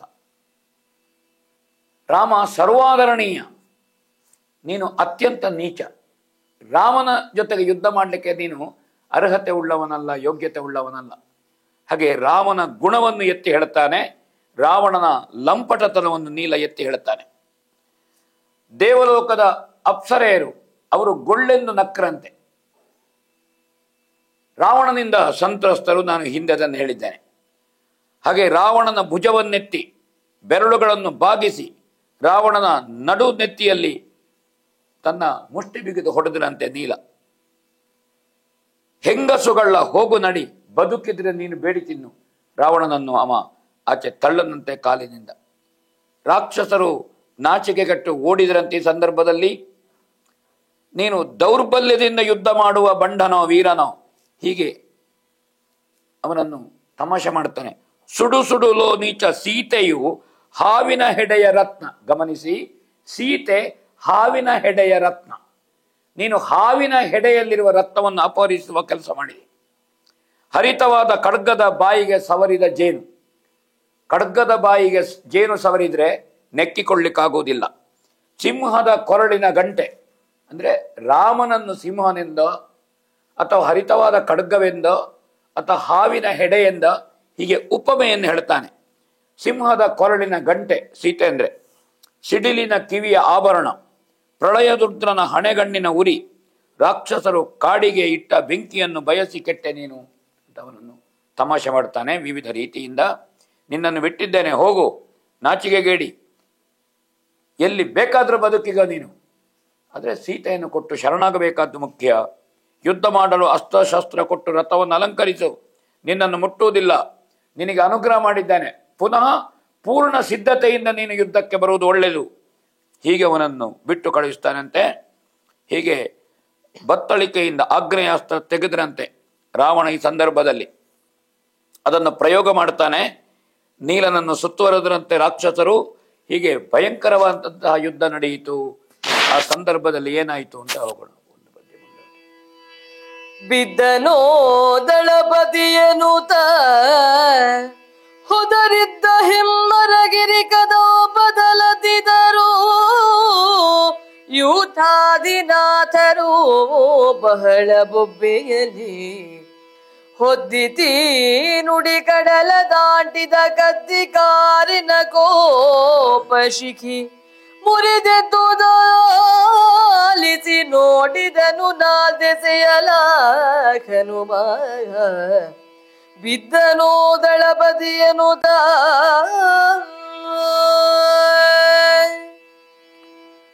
ಆ ಸಂದರ್ಭದಲ್ಲಿ ಆಗ್ನೇಯಾಸ್ತ್ರದಿಂದ ನೀಲ ಬಿದ್ದು ಬಿಡುತ್ತಾನೆ.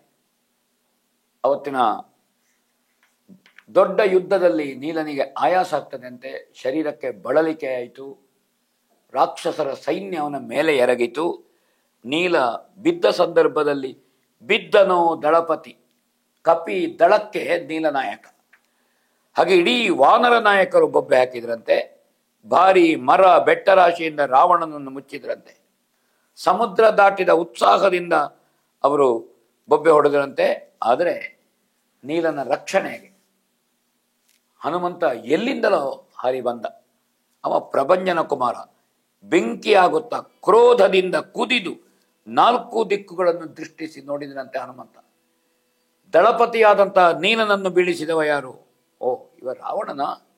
ಹಾಗೆ ನಾವು ಸುಮ್ಮನಿರುವುದು ಸರಿಯಲ್ಲ ಎನ್ನುತ್ತಾ ರಾವಣನನ್ನು ಅಡ್ಡಗಟ್ಟಿ ಒಂದೇ ಮುಷ್ಟಿಯಿಂದ ರಾವಣನನ್ನು ಹೊಡೆದು ನೆಲಕ್ಕೆ ಬೀಳಿಸಿದ ಅಂತ ತೊರವೆ ಹೇಳ್ತಾನೆ. ಇಲ್ಲಿ ತೊರವೆಯ ಅಧಿಪತಿಯ ನರಹರಿಯ ದೂತನ ಯಾರಿದ್ದಾನೆ, ಆ ಹನುಮಂತ, ಅವ ರಾವಣನನ್ನು ತಡೆದು ನೀಲನಿಗೆ ಏನೇನು ಪ್ರಾಣಾಪಾಯ ಬಾರದಂತೆ ಸಂರಕ್ಷಣೆ ಮಾಡಿದ.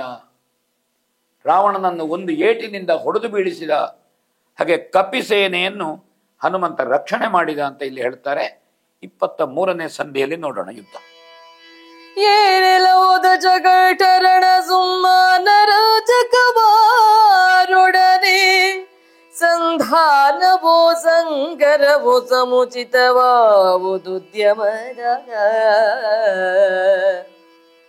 ಭಾನುಕುಲ ಜನ ಕಾಣಬೇಕು ಬೀನೆನಹು ನಿನಗುಳ್ಟೆ ಪೇಳನು ಮಾನವಾಬುದು ಸುಮ್ಮನಿರಬೇಡೆಂದನ ಹನುಮ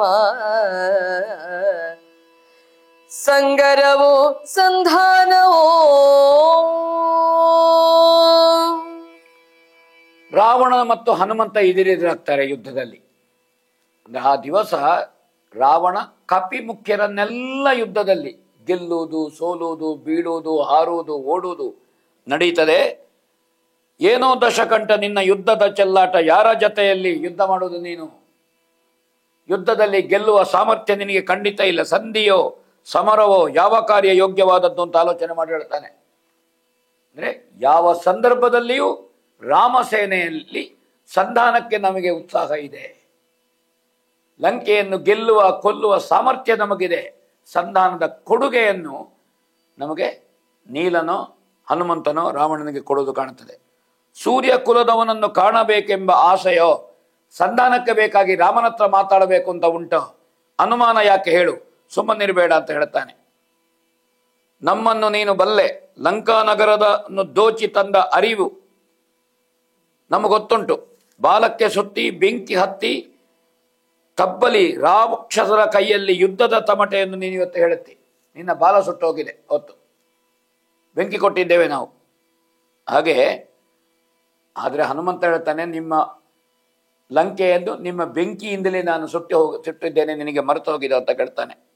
ನೀನು ಮರೆತು ಬಿಡುವುದು ಯಾಕೆ ಅದನ್ನು?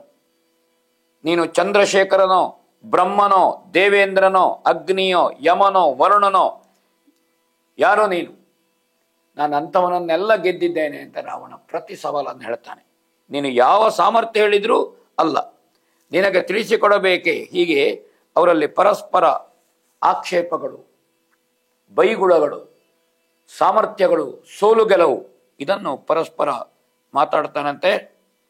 ದಶಕಂಠನ ಕಿವಿಯಲ್ಲಿ ಬಿರಿಯುವಂತೆ ರಾವಣ ಹೊಡಿತಾನಂತೆ ಹನುಮಂತ. ಆಯುಧಗಳನ್ನು ಕಿತ್ತು ಎಸೆದನಂತೆ. ಹಾಗೆ ಕುಸಿದು ಬಿದ್ದನಂತೆ ಒಂದು ಕಡೆಯಲ್ಲಿ ಹನುಮಂತನ ಏಟಿಗೆ. ಆದರೆ ರಾವಣ ಪುನಃ ಎದ್ದು ನಿಲ್ತಾನೆ. ಸಾಮರ್ಥ್ಯ, ರಾವಣನ ಅಪ್ರತಿಮ ವಿಕ್ರಮ ಇದ್ದಾನೆ. ಹಾಗೆ ಮುಂದಿನ ಯುದ್ಧವನ್ನು ಗಮನಿಸುವ. ಧುರದ ಖಾಡ ಖಾಡಿ ನಮ್ಮಿಬ್ಬರಿಗೆ ಬೇಡ, ಒಂದೊಂದು ಗುದ್ದಿನ ಗುರುಲಘುತ್ವದ ಗಾಯ ಮೂರರ ಗಣನೆ ಪರ್ಯಂತ. ಪರಿಬಿಡಿಗಳಾಗಿರಲಿ ಗೆಲವಿನ ಪರಿಯ ಕಂಡಡೆ ಸೋತವರು, ಪರಿಬಿಡಿಗಳಾಗಿರಲಿ ಗೆಲವಿನ ಪರಿಯ ಕಂಡಡೆ ಸೋತವರು. ಕಿಂಕರರು ಕೈಕೋ ಮೊದಲು ನೀನದ ನಿಲಸುತ ನುಡಿದ, ಅನಿಲಸುತ ನುಡಿದ.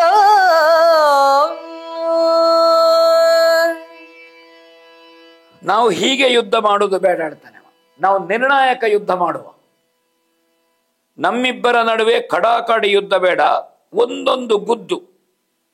ನಾವು 3 ಎಣಿಸುವ ಹಾಗೆ ಗುದ್ದುದು, 3 ಎಣಿಕೆಯ ಗುದ್ದು, ಕ್ರಮವಾಗಿ ಪರಸ್ಪರ ಹೊಡೆದುಕೊಳ್ಳುವಂತಹದ್ದು ಅಂತ ನಿರ್ಣಯಕ್ಕೆ ಬಂದರು.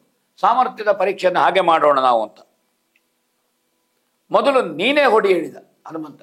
ನೀನೇ ಮೊದಲು ಹೊಡಿ ರಾವಣ, ನಾ ಪೆಟ್ಟು ತಿನ್ನಲಿಕ್ಕೆ ತಯಾರಿದ್ದೇನೆ, ಮೊದಲು ನೀನು ಗುದ್ದು ಅಂತ ರಾವಣ ಹೇಳ್ತಾನೆ. ಅಶೋಕಾವನವನ್ನು ಮುರಿದಾಗ ನನ್ನ ತಿವಿತದ ಪೆಟ್ಟನ್ನು ಮರೆತೆಯಲ್ಲ, 700 ನಿನ್ನ ಮಕ್ಕಳನ್ನ ಕೊಂದಿದ್ದೇನೆ, 10,000 ಮಂದಿಯನ್ನು ಕೊಂದು ಕಡಗಿದ್ದೇನೆ. ಹಾಗಾದ ಕಾರಣ ನಾನು ಮೊದಲು ಗುದ್ದುದು ಬೇಡ ಹೇಳ್ತಾನೆ ಹನುಮಂತ. ನೀನೇ ಗುದ್ದುದು ಒಳ್ಳೆಯದು ಅಂತ. ದಶಮುಖನ ಹೊಟ್ಟೆಯಲ್ಲಿ ಕೋಪದ ಕಿಚ್ಚು ಹೆಚ್ಚಿದಂತೆ ನೆನಪಾಯಿತಂತೆ. ಜಂಬುಮಾಲಿ ಅಕ್ಷಕುಮಾರಾದಿಗಳು ಸತ್ತದ್ದು ನೆನಪಾಯಿತು. 10,000 ರಾಕ್ಷಸ ವೀರರು ಬಿದ್ದದ್ದು ನೆನಪಾಯಿತು. ಲಂಕೆಗೆ ಬೆಂಕಿ ಹಾಕಿದ್ದು ನೆನಪಾಯಿತು. ಹೀಗೆ ಭಾರಿ ಸಿಡಿಲಿನ ಹಾಗೆ ಹನುಮಂತನಿಗೆ ಮುಷ್ಟಿಯಿಂದ ಗುದ್ದುತ್ತಾನೆ. ಹನುಮಂತ ಕೆಳಗೆ ಬಿದ್ದನಂತೆ ತತ್ತರಿಸಿ. ಬಿರುಸಾಗಿ ಏಟು ಬಿದ್ದಿದೆ. ಸಾವರಿಸಿಕೊಂಡು ಹನುಮಂತ ಏಳ್ತಾನೆ ಅಂತ ಕವಿ ಹೇಳ್ತಾನೆ. ಹನುಮಂತ ಎದ್ದು ಬಲವಾಗಿ ಊರಿ ನಿಲ್ತಾನೆ. ಕೈಯನ್ನೆಲ್ಲ ನೆಲಕ್ಕೆ ಉಜ್ಜುತ್ತಾನೆ. ಒಂದು ರೀತಿಯ ಮಲ್ಲ ಯುದ್ಧ ಇಲ್ಲಿ ಕಾಣುವನ್ನು ಕವಿ ಹೇಳಿದ್ದಾನೆ. ಹಾಗೆ ಮುಷ್ಟಿ ಬಿಗಿದು ಹನುಮಂತ ರಾವಣನಿಗೆ ಈ ಏಟನ್ನು ತಡೆದುಕೋ ಅಂತ ರಾವಣನಿಗೆ ಹನುಮಂತ. ನಾವು ಕೋತಿಯ ಕುಲದವರು, ನಮ್ಮದ ಯುದ್ಧದ ರೀತಿ ನಿಮ್ಮ ಹಾಗಿಲ್ಲ, ನಿಮ್ಮಷ್ಟು ದೊಡ್ಡ ಕಲ್ತವರಲ್ಲ ನಾವು. ಹಾಗೆಂತ ಹೊಡೆದದ್ದರಲ್ಲಿ ಒಂದು ಏಟಿನಲ್ಲಿ, ಒಂದು ಮುಷ್ಟಿಯಲ್ಲಿ ರಾವಣ ನೆಲಕ್ಕೆ ಬಿದ್ದ. ಇಂದ್ರಿಯಗಳ ಕಳವಳದಿಂದ ಮೈಮರೆತ, ಕಣ್ಣ ರೆಪ್ಪೆ ಮುಚ್ಚಿ ಹೋಯಿತು. ರೋಗವಡಸಿದ ಹೆಬ್ಬಾವಿನಂತೆ ಉಬ್ಬಸ ಏರಿ ಬಂತಂತೆ. ರಾವಣನ ಕೈಕಾಲುಗಳು ಬಡಿದುಕೊಂಡವು ಅಂತ ಹೀಗೆ ಕವಿ ಹೇಳ್ತಾನೆ. ಆ ಸಂದರ್ಭದಲ್ಲಿ ಏನು ನಾರದ ಮುನಿಯನ್ನು ಹೇಳ್ತಾನೆ ಕೇಳೋಣ. ಭಾಪುರೇ ರಣಧೀರ ವೀರರ ಸಾಪಗಾಪದಿ ವಿಲಯ ಚಂಕರ ರೂಪನ ಪರಬ್ರಹ್ಮನಚ್ಯುತ ಪದ ಕಮಲ ಭೃಂಗ ಗೋಪ ಮುಖ್ಯ ಸಮಸ್ತ ಸುರಮಕುಟೋಪಲಾಲಿತ ಚರಣ ಕರ್ಣಾಲಾಪ ವಿಜಿತೇಂದ್ರಿಯ ನಮೋ ಯಾದಮರ ಮುನಿ ನುಡಿದ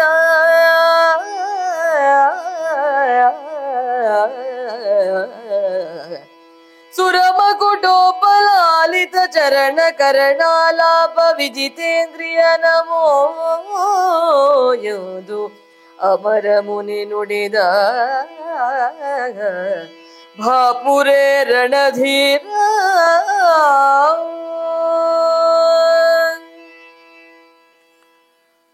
ಆಕಾಶ ಮಾರ್ಗದಿಂದ ನಾರದರು ಬಂದರು. ಅವರೆಲ್ಲ ಸಂಭ್ರಮದಿಂದ ಬಂದರು. ಎಷ್ಟೋ 1000 ವರ್ಷಗಳ ಕಾಲದಿಂದ ರಾವಣನ ದರ್ಪಕ್ಕೆ ಅವರೆಲ್ಲ ಹೆದರಿದವರು ಬದುಕಿನಲ್ಲಿ. ನಾರದರು, ತುಂಬುರರು, ಈ ಮುನಿ ಗಡಣ. ಆ ನಾರದರು ಯುದ್ಧ ಭೂಮಿಗೆ ಬಂದು ಹನುಮಂತನನ್ನು ಹೊಗಳಿದ್ರಂತೆ ಅವರು. ಯಾಕಂದ್ರೆ ರಾವಣನನ್ನು ಹೊಡೆದು ಬೀಳಿಸಿದವರಿಲ್ಲ, ಎಲ್ಲರೂ ರಾವಣನ ಏಟಿಗೆ ಬಿದ್ದವರೇ ಇರುವಂತಹದ್ದು. ಭಾಪು ರಣಧೀರ ವೀರ ರಸ ಸಾಗರ ಪ್ರಳಯ ಶಂಕರ ರೂಪ ಪರಬ್ರಹ್ಮ ಅಚ್ಯುತನ ಪಾದಕಮಲಗಳ ತುಂಬಿ ನೀನು.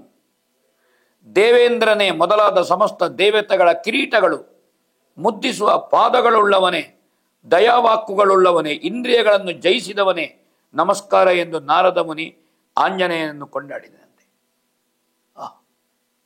ಯಾರಿಗೆಲ್ಲ ಭೀತಿಕಾರಕರಾಗಿ ಯಾರ್ಯಾರು ಪ್ರಪಂಚದಲ್ಲಿ ಮುಖ ತೋರಿಸಲಿಕ್ಕೆ ಭೀತಿ ಪಡುತ್ತಿದ್ರ, ದೇವತೆಗಳು, ಅಪ್ಸರೆಯರು, ಸಜ್ಜನರು, ಋಷಿಮುನಿಗಳು, ಇವರೆಲ್ಲ. ಅಂತಹ ಒಬ್ಬ ರಾಕ್ಷಸ ನನ್ನ ನಾಯಕರನ್ನು ನೀನು ಹೊಡೆದು ಮಲಗಿಸಿದೆಯಲ್ಲ. ದೇವತೆಗಳು ಸಂತೋಷದಿಂದ ಹಿಗ್ಗಿದ್ರಂತೆ. ನಾರದ ಜೊತೆಗೆ ತುಂಬುರರು ಬಂದಿದ್ರಂತೆ. ರಂಭಾದಿ ದೇವಲೋಕದ ಗಣಿಕೆಯರು ಸಂತೋಷದಿಂದ ಹನುಮಂತನ ಮುಂದೆ ನರ್ತಿಸಿದ್ರಂತೆ. ರಾವಣನನ್ನು ನೀನು ಹೊಡೆದು ಮಲಗಿಸಿದೆ ಅಂತ ಕೋಪವನ್ನು ಸಹಿಸಿಕೊಂಡು ಕೆನ್ನೆಯಲ್ಲಿ ಕೈ ಇಟ್ಟ ರಾವಣ ನೋಡುತ್ತಿದ್ದರಂತೆ. ಇದನ್ನು ಈ ಕ್ಷಣದವರೆಗೆ ನನಗೆ ಹೆದರಿ ಕೈ ಮುಗಿದು ಬಾಗುತ್ತಿದ್ದವರು ಇವರು, ನಾನು ಹೇಳಿದಾಗೆ ಬರ್ತಿದ್ದವರು ದೇವತೆಗಳು, ಈಗ ಕುಣಿದು ಕುಪ್ಪಿಳಿಸ್ತಾ ಇದ್ದಾರೆ, ನನ್ನನ್ನು ತಿರಸ್ಕಾರ ಭಾವನೆಯಿಂದ ನೋಡ್ತಾ ಇದ್ದಾರೆ. ತನ್ನ ಅಹಮಿಕೆ, ತನ್ನ ಅಹಂಕಾರ, ತನ್ನ ಸೋಲವನಿಗೆ ನೆನಪಾಯಿತು. ಅರೆಗಡೆಯಲ್ಲಿ ಎಚ್ಚರಗೊಂಡನಂತೆ. ಆದರೆ ಅವನಿಗೆ ಏಟು ಬಿದ್ದು ಕಣ್ಣು ಕತ್ತರೆ ಹೋಗಿತ್ತು. ಆ ಸಂದರ್ಭದಲ್ಲಿ ಅವ ಹನುಮಂತನನ್ನು ನೋಡ್ತಾನೆ. ಹನುಮಂತ ಹೇಳ್ತಾನೆ, ನಿನ್ನನ್ನು ಮರಣದ ಮಂಜು ಮುಸುಕಿತೆಂದು ನಾವು ಅಂಜಿದೆವು. ಯುದ್ಧದಲ್ಲಿ ಹೆಚ್ಚು ಶಕ್ತಿವಂತ ನೀನು ಸಾಮಾನ್ಯ ಅಲ್ಲ. ಹೆದರಬೇಡ ರಾವಣ, ನೀನು ಏಳು ಅಂತ ಹನುಮಂತ ಹೇಳಿದನಂತೆ. ನಿನ್ನ ನಾನು ಹೊಡೆದು ಮಲಗಿಸುವುದಿಲ್ಲ, ಏಳು, ನೀನು ಏಳು, ಧೈರ್ಯ ತುಂಬಿಸಿದಂತೆ ಅವನಂತ ಎದ್ದು ಬೇಳೆ ಬಾ ಹೇಳಿದನಂತೆ. ಪ್ರಾಮಾಣಿಕವಾಗಿ ರಾವಣ ಹನುಮಂತನನ್ನು ಹೊಗಳಿದ ಅಂತ ಕವಿ ಹೇಳ್ತಾನೆ. ಇಲ್ಲಿಯವರೆಗೆ ಇದ್ದಂತಹ ವೀರರು ಯಾರು ನಿನಗೆ ಸರಿ ಸಮಾನ ವೀರರಲ್ಲ ಆಂಜನೇಯ, ನೀನು ಅಪ್ರತಿಮ ವಿಕ್ರಮ ಇದ್ದಿ, ನೀನು ರಣವೀರನಹುದು ಅಂತ ಮಾತು ಹೇಳ್ತಾನೆ. ಗುಣಕ್ಕೆ ಮತ್ಸರವೇಕೆ ನೋಡಿ, ನನ್ನ ಕೈಯೇಟನ್ನು ಇದೊಂದು ಸಲಕ್ಕೆ ಸಹಿಸಿಕೊಂಡದ್ದೇ ಆದರೆ ನೀನು ವೀರನೇ ಹೌದು ಅಂತ ರಾವಣ ಬಲಿಷ್ಠವಾಗಿ ಹಸ್ತವಾಗಿ ಬಲವಾಗಿ ಮೇಲಕ್ಕೆ ಎತ್ತಿದನಂತೆ. ಕೆಡಿಸಿ ಮಾತಾಡಿದೆಯಲ್ಲ, ನಿನ್ನೊಡನೆ ಯುದ್ಧ ಮಾಡಿದೆ, ನೀನು ಸರಿಸಮ ಭಟ, ಬದುಕಿದೆ ಅಂತ ತಿಳ್ಕೊಂಡ್ರೆ ಈ ಸಲ ನೀನು ಬದುಕುವುದಿಲ್ಲ, ನಿನ್ನ ಪ್ರಾಣ ಹೋಗದಿದ್ದರೆ ನಿನ್ನೊಡನೆ ಯುದ್ಧಕ್ಕೆ ಸನ್ಯಾಸ ತೆಕ್ಕೊಳ್ಳುತ್ತೇನೆ ಹೇಳಿದ ರಾವಣ. ನೀನು ಸತ್ತು ಬೀಳಬೇಕು, ಇಲ್ಲದ್ರೆ ನಿನ್ನೊಡನೆ ನಾನು ಸನ್ಯಾಸ ತೆಕ್ಕೊಳ್ಳುತ್ತೇನೆ ಅಂತ ಹೇಳ್ತಾನೆ. ನೋಡ ಈ ಯುದ್ಧ ಹೇಗಾಗಿದೆ ಅಂತ. ಗಾಯವಿದರುಳು ಬದುಕಿದರೆ ಸಮರಾಜದ ಸನ್ಯಾಸ ವಹಿಸಲೆ, ವಾಯುವಿನ ವೈಹಾಳಿಗೆಡೆಗುಡು ನಿನ್ನ ವಚನವನು. ಕಾಯ ಕಳಲದ ಮುನ್ನ ಮುಕ್ತಿಯ ದಾಯಕರದಾರುಂಟು, ನೆನೆಯನು ತಾಯ ತಾವ ಮಲ್ಲ ತಿವಿದನು ವಜ್ರ ವಿಗ್ರಹನ.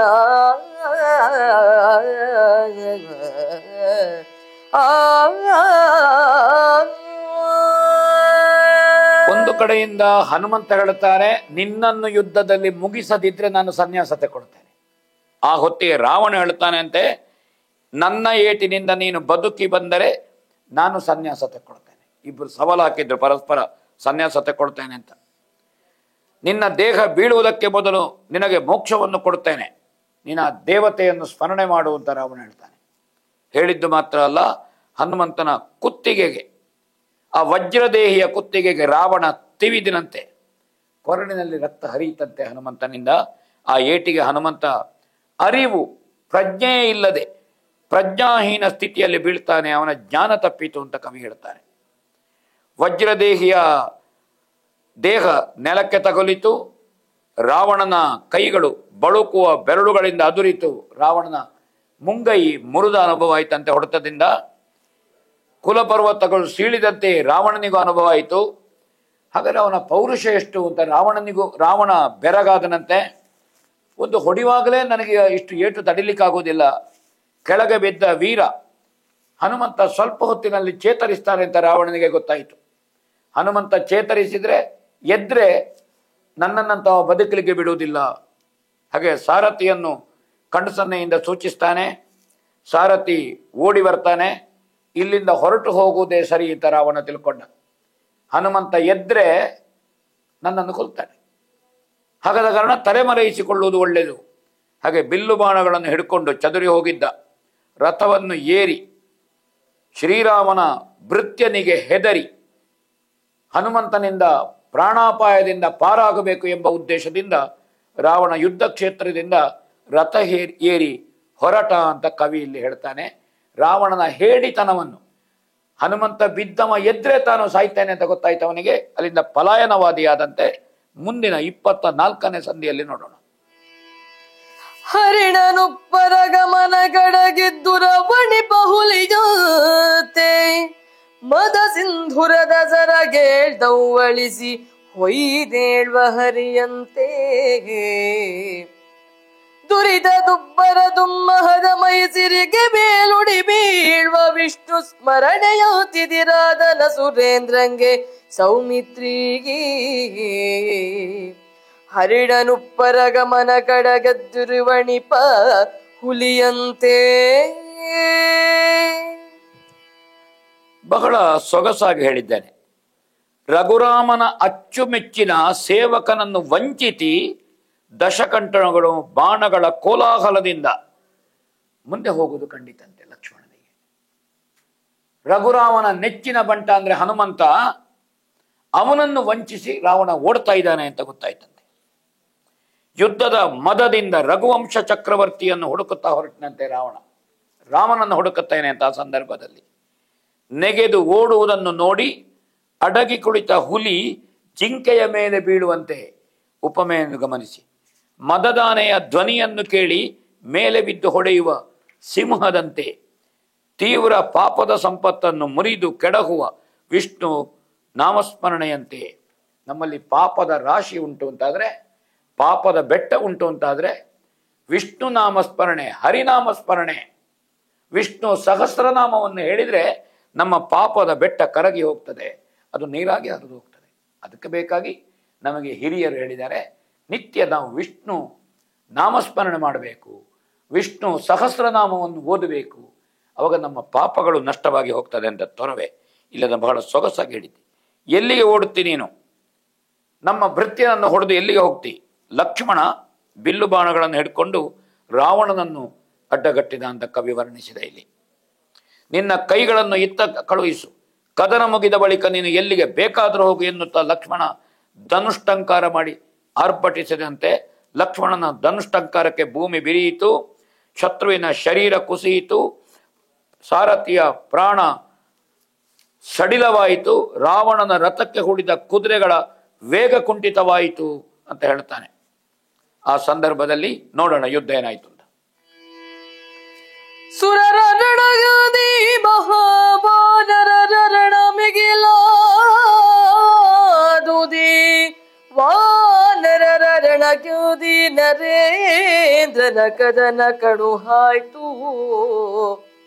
ಅರರೆ ಚಕ್ರಾಕೃತಿಯ ನಂಗೀಕರಿಸಿಕೊಂಡಿದೆ ರಿಪುನ ಪಾಲನ ಧುರ ವಿಭೀಷಣ ನುಡಿದ ನುಡಿ ಸಡಗರಿಸುತ್ತಿದೆಯದ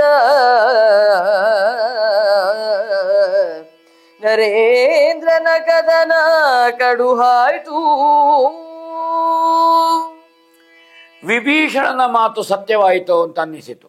ರಾವಣನ ಪರಾಕ್ರಮವನ್ನು ವಿಭೀಷಣ ಹೊಗಳಿದ್ದಾನೆ. ಕಳೆದ ಸಂಚಿಕೆಯಲ್ಲಿ ನಾವು ಅದನ್ನು ನೋಡಿದ್ದೇವೆ. ದೇವತೆಗಳೊಡನೆ ನಡೆದ ಯುದ್ಧಕ್ಕಿಂತ ವಾನರರ ಮೇಲಿನ ಯುದ್ಧ ಹೆಚ್ಚಾಯಿತು. ವಾನರರ ಜತೆಯ ಕದನಕ್ಕಿಂತ ಮಾನವೇಶ್ವರನ ಕದನ ತೀವ್ರವಾಯಿತು. ಶತ್ರುರಾಜರ ಯುದ್ಧವು ಚಕ್ರಾಕಾರವಾಗಿ ಗೋಚರಿಸುತ್ತಿದೆ. ಬಿಲ್ಲಿನಿಂದ ತುದಿಯಿಂದ ತಿವಿದ ರಥವನ್ನು ಚೋದಿಸಿದಂತೆ, ಯಮನನ್ನು ನಡುಗಿಸಿದ ಕೈಗಳಿಂದ ಕುದುರೆಯನ್ನು ತಟ್ಟಿದ್ರಂತೆ ಮಾನವರಲ್ಲಿ ನೀನು ಬಲ್ಲಿದನೆಂಬುದು ಗೊತ್ತಾಯಿತು ಅಂತ ರಾವಣ ಹೇಳ್ತಾನೆ. ಹಗಣ ನೀನು ಪ್ರತಿ ಕಳೆದುಕೊಂಡ ಅಳಿಯನೋ ಮಗನೋ ಏನು, ನೀನು ಸುಳ್ಳು ಹೇಳಬೇಡ ಅಂತ ಹೇಳ್ತಾನೆ. ಅಳಿಯನೋ ಮಗನೋ ಅಂತ ಸಂಬಂಧ ಯಾಕೆ? ಯುದ್ಧ ಭೂಮಿಯಲ್ಲಿ ಸಂಬಂಧದ ಅಗತ್ಯ ಇಲ್ಲ. ಪ್ರತಿಭಟಿಸಿದವರನ್ನು ನಾವು ಕೊಲ್ತೇವೆ, ಶರಣು ಬಂದವರನ್ನು ಮಗನಂತೆ ರಕ್ಷಿಸ್ತೇನೆ. ವಿರೋಧಿಸ್ತೀಯೋ ನಾನು ಕೊಲ್ತೇನೆ, ಶರಣಾಗುತ್ತೀಯೋ ಮಗನಂತೆ ನಿನ್ನನ್ನು ಕಾಣುತ್ತೇನೆ ಅಂತ ಲಕ್ಷ್ಮಣ ಆರ್ಭಟಿಸ್ತಾನೆ. ಯುದ್ಧ ಈ ರೀತಿಯ ಅವರ ಯುದ್ಧದ ವೈಭವ ಒಂದು ಕಡೆಯಿಂದ ಕಾಣುತ್ತದೆ. ಲಕ್ಷ್ಮಣ ಯುದ್ಧದಲ್ಲಿ ಗುರಿ ಇಟ್ಟು ಹೊಡಿತಾನಂತೆ. ರಾವಣನಿಗೆ ಏಟಾಗ್ತದೆ. ರಾಮ ಲಕ್ಷ್ಮಣರು ಬಿಲ್ಲು ವಿದ್ಯೆಯಲ್ಲಿ ಆಚಾರ್ಯರಲ್ಲವೇ ಅಂತ ಒಂದು ಕಡೆಯಲ್ಲಿ ವಾಲ್ಮೀಕಿ ಮಹರ್ಷಿಗಳು ಹೇಳ್ತಾರೆ. ಪರಸ್ಪರ ಅವರಲ್ಲಿ ಬಹಳ ಯುದ್ಧ ನಡೀತದೆ. ಹಿರಣ್ಯಕಶಿಪುವಿಗೂ ಉಗ್ರ ನರಸಿಂಹನಿಗೂ ನಡೆದ ಯುದ್ಧ ಅಂತ ಹೊಗಳುತ್ತಾರೆ. ತ್ರಿಪುರಾಸುರ ಯುದ್ಧವನ್ನು ಹೊಗಳುತ್ತಾನೆ. ಲಕ್ಷ್ಮಣನ ಪ್ರಾಣ ಪ್ರಯೋಗದ ಕೌಶಲವನ್ನು ದೇವತೆಗಳು ಮೆಚ್ಚಿದ್ರು ಹೇಳ್ತಾನೆ. ಹಾಗೆ ಭಯಂಕರವಾದಂತಹ ಯುದ್ಧ, 3 ಲೋಕಗಳನ್ನು ಉರಿಯುವ ಸುಡುವುದಕ್ಕೆ ಆರಂಭ ಮಾಡುವಂತಹ ಯುದ್ಧ ಅವರ ಒಳಗೆ ನಡೆಯುತ್ತದೆ. ಕೊನೆಗೆ ಏನಾಯಿತು ಅಂತ ನೋಡೋಣ. ಕುಶಿಕ ಸುತನ ಲಕ್ಷ್ಮಣಗೆ ಕರುಣಿಸಿದ ಪೂರ್ವದ ಮೋಘ ಭಾಸುರ ವಿಶಿಖವದು ಕೀಲಿಸಿತು ಕೀಲಲಾವನುರುಸ್ಥಳವ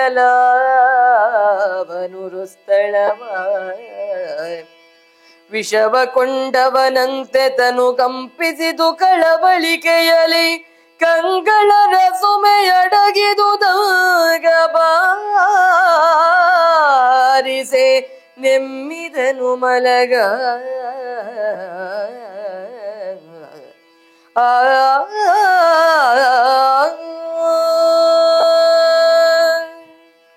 ಈ ಯುದ್ಧ ಮರಣವನ್ನು ತರುತ್ತಿದೆ, ಕೆಟ್ಟೆವು ಎಂದು ಬ್ರಹ್ಮ ಇಂದ್ರರು ಕೂಗಿಕೊಂಡ್ರಂತೆ. ಲಕ್ಷ್ಮಣನ ಸಾಮರ್ಥ್ಯವನ್ನು ಹೊಗಳುತ್ತಾನೆ.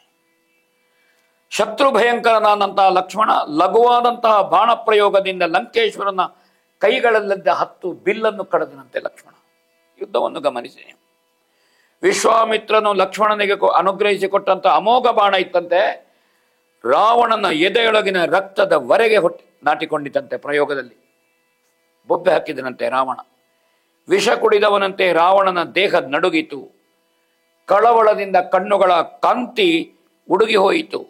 ದೇಹವು ಭಾರವಾಗಿ ರಾವಣ ದಿಂಬಿಗೆ ಹೊರಗಿದ ಹೇಳ್ತಾನೆ. ಲಕ್ಷ್ಮಣನ ಆಘಾತದಿಂದ ಸಾರಥಿ ಹೆದರ್ತಾನೆ. ಒಡೆಯ ಬಾಣ ಬಿಡುವುದು ಕಾಣುತ್ತಾ ಇಲ್ಲ. ಯುದ್ಧವು ಕುಂಠಿತವಾಯಿತು. ಇನ್ನು ಪ್ರಾಣಕ್ಕೆ ಏನು ಗತಿ? ಹೀಗೆ ವೀರ ಲಕ್ಷ್ಮಣನು ಈ ರಾವಣ ಸತ್ತು ಹೋದನು ಅಂತ ಕಳವಳಗೊಂಡ. ಯಾಕೆಂದರೆ ರಾಮನ ಪ್ರತಿಜ್ಞೆ ಇದೆ, ರಾವಣನನ್ನು ಕೊಲ್ಲುವಂತಹದ್ದು. ನನ್ನದು ತಪ್ಪಾಯಿತು ಅಂತ ತಿಳ್ಕೊಂಡ. ನಾನು ಹೊಡಿಬಾರದಿತ್ತವನ ಎದೆಗೆ ಅಂತ ತಿಳ್ಕೊಂಡ.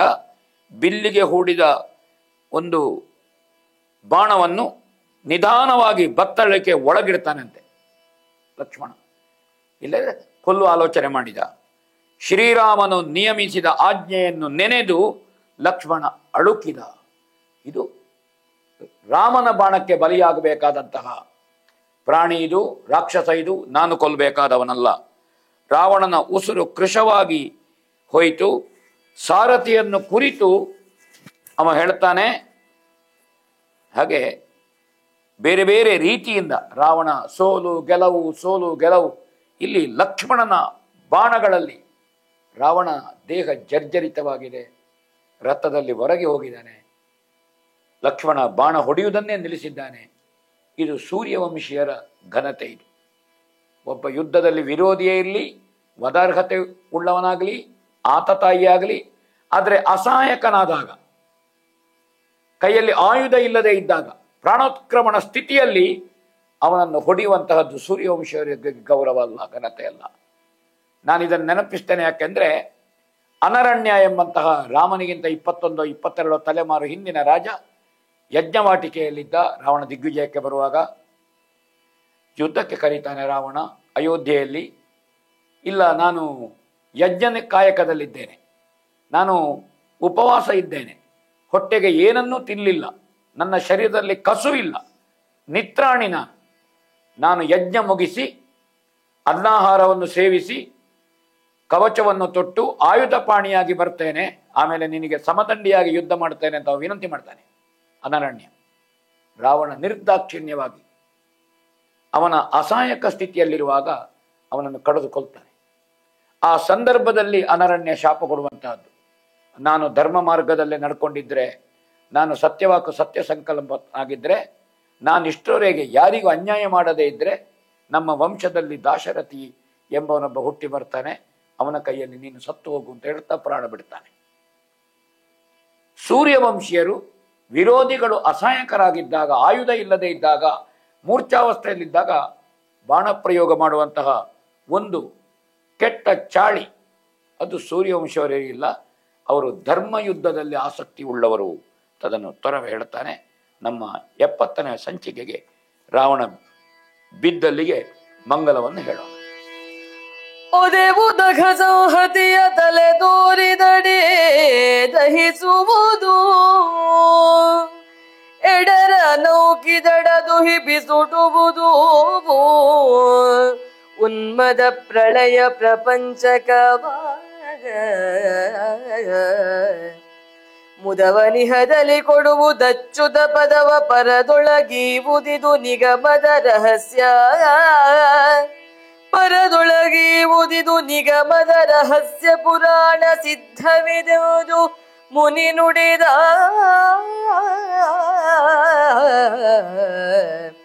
ಪುರಾಣ ಸಿದ್ಧವಿದುದು ಮುನಿ ನುಡಿದ.